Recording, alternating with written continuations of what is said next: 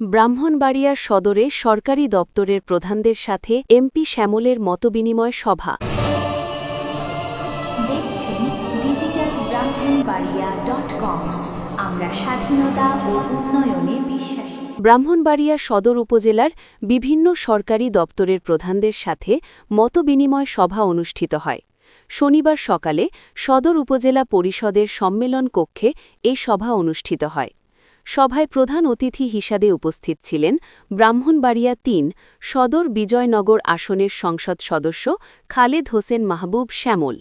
সদর উপজেলা নির্বাহী কর্মকর্তা সিফাত মোহাম্মদ ইশতিয়াক ভূঁইয়ার সভাপতিত্বে অনুষ্ঠিত সভায় উপজেলার বিভিন্ন উন্নয়ন কার্যক্রম, প্রশাসনিক কার্যক্রমের গতি বৃদ্ধি এবং জনগণের সেবার মান উন্নয়ন বিষয়ে আলোচনা করা হয়।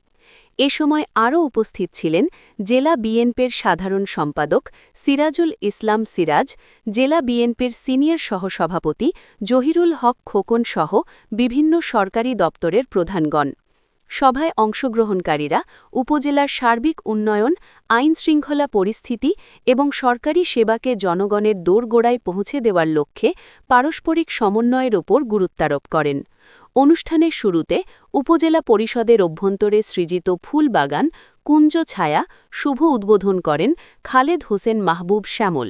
পরিকল্পনা ও বাস্তবায়ন করেন সদর উপজেলা নির্বাহী অফিসার সিফাত মোহাম্মদ ইশতিয়াক ভূঁইয়া।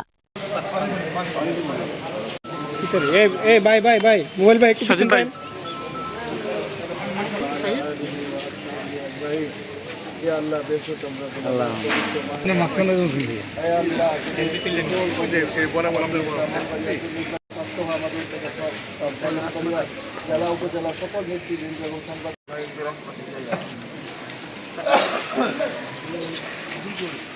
আমাদের পক্ষ থেকে স্যার আপনাদের উপলক্ষে আমাদের এখানে একজন অফিসিয়াল বুথে আছে, একজন কালচার অফিসার আছে, তাদেরকে নিয়ে আমাদের যতগুলা এই কি বলে সাংস্কৃতিক সংগঠন আছে তাদেরকে নিয়ে আমরা উপস্থিত হয়ে